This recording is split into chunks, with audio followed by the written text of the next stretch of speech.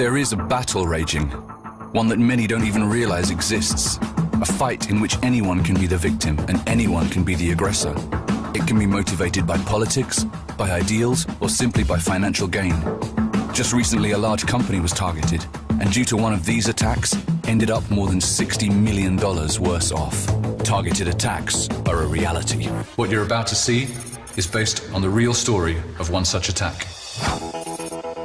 They don't even go there. Go where? Everyone knows hand shot first. Hand shot second. What are you talking about? You not seen the original 1977? First. Second. Hey, get over here.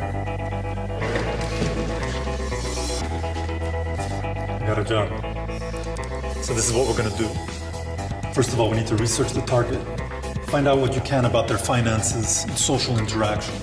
Make a list of departments and staff and get them on the wall. I want to know what these people are like. What are their online habits? Do they talk about their employer online?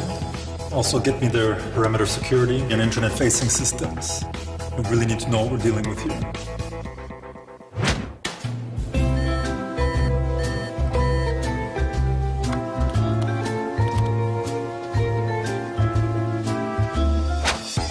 Criminals have examined the target's defenses and know what they're up against. Now they're packing and encoding different malware samples to make sure they remain undetected by standard security software. Sean is using anonymizing software to connect to underground forums. These are used to offer attack toolkits, intelligence, or even just for criminals to offer each other advice. So what do we have, Ralph? Well, we have our tools set up. The ones that didn't get picked up by any of the security scanners we set up. And for access, we set up a booby-trap website that will install the tool on the computer as soon as the user gets there. The link was sent to all the email addresses that we found on the social profiles of the employees. Now we just gotta wait for them to take the bait. Fortunately, the security software recognized the URL the criminals were using to host their exploit kit, and the email was automatically deleted. That was 2 days ago. Has anyone taken the tool yet? No. Then we need something else. Maybe the old-fashioned way. The old free flash drive trick.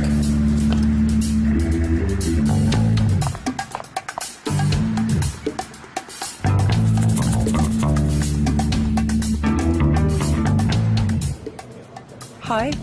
I found this in front of the main entrance. Could you check it out, please?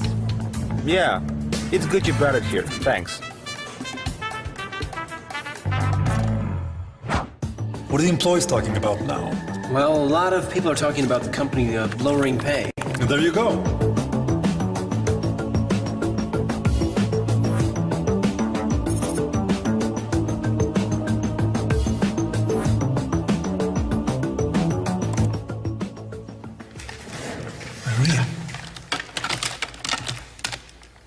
We're in!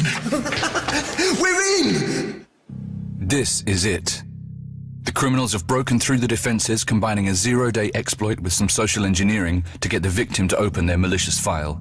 This computer is now under their control, and they can use this user account to begin exploring the network undetected. The hackers look for any information they can use to exploit the system and gain higher privileges to access further data.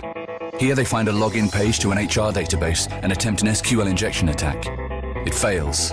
They find an email from another user that seems to have access to important databases and target him. After dumping the local password cache, the attackers have domain admin credentials. They browse the network to find the machine belonging to the new target. They connect with the remote desktop to drop a backdoor for later use and access the local hard drive, searching them for sensitive data. We picked up a minor breach on one of our workstations. We've isolated it and made a thorough scan. We found the bot and removed it. Everything's fine now. Probably just some script kiddie stuff.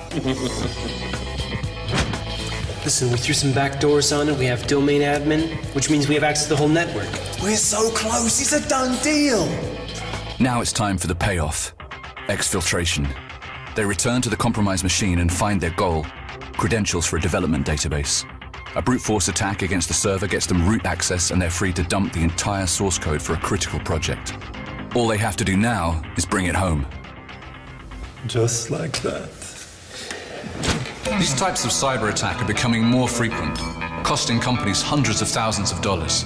Traditional security simply can't keep up. Criminals can test their attacks to the point of invisibility and use legitimate, compromised accounts to stay under the radar once inside a network. Effective security should operate on the assumption that breach will happen. Effective security should be your eyes and ears throughout the network, enabling you to detect and contain every aspect of a targeted intrusion. In one recent survey, more than 70% of respondents felt that their own organization's security activities were insufficient to cope with such an eventuality.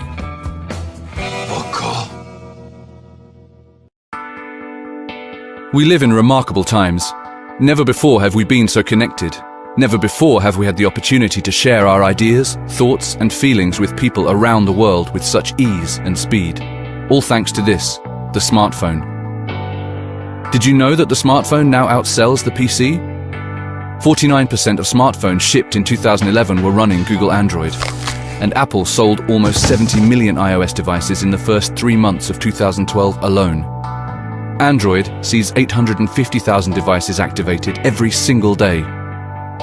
By the end of 2011, over 35 billion mobile apps were downloaded. These devices are many times more powerful than the computer that put man on the moon. They're no longer just phones. They're our guides, assistants, advisors, our best friends. Where's the nearest coffee shop? 200 meters left. A compromised phone can leak information about you or your business, or send secret messages to premium numbers. This kind of abuse can have serious consequences. Smartphone compromise is a reality. Trend Micro estimate that by the end of 2012, we'll see almost 130,000 unique malicious apps for Android alone, most of them SMS fraud trojans. Cyber criminals follow the money. How does malware infect your phone? Mostly because of you. Criminals are experts in social engineering, fooling you into installing their malicious creations. This is Stan. He's a criminal. He's just uploaded his latest batch of apps. That's the most common way for malware to get on your device. You download it. This is Jane, a junior account manager on her lunch break. She's downloading a new game. It's one of Stan's apps. It will secretly send premium rate text messages without her knowledge. She'll lose about $150 this month. Stan just made some easy money, but the day's not over. He's on his way to infiltrate a company. Let's follow him.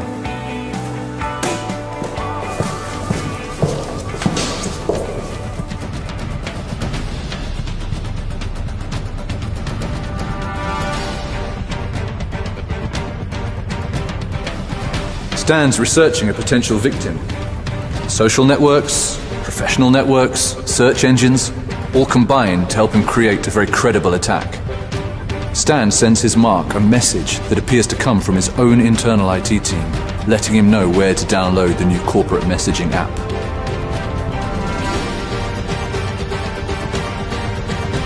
Just a few clicks and the victim installs the malware. Like most other cybercrime, it's easy, simple, and fast. The phone shows no signs of unusual activity, but it's already under the control of the criminal. Stan just got a text message that the malware has been successfully installed, and he now has remote control over the phone. He can do pretty much anything he wants. Right now he's instructing the phone to intercept every incoming call and every incoming SMS. Stan doesn't have to stop with just calls and texts. He wants to know what's happening in the boardroom. One more SMS, and he's remotely activating the mic and recording everything. Targeted and persistent attacks are a reality, and the mobile device is often the most unprotected. Everything that's said in this room is recorded and uploaded to a server where Stan or another criminal can download it. And worst of all, these people have no idea it's happening. Stan got hold of some important information today. Information he can sell on the criminal underground, or even use himself. Corporate espionage and insider trading has never been so easy. This kind of spyware is not science fiction, it's already a reality. This scenario is not a prediction, it's a warning. You can and should be taking the necessary steps to protect your mobile device. Always lock your device with a password. Stick to the official app distribution channels. Check the publisher and reputation of every app you download. And when you install an app, check the permissions it's asking for. and make sure that you invest in effective mobile security and management software. My name's Rick Ferguson from Trend Micro. Thanks for watching.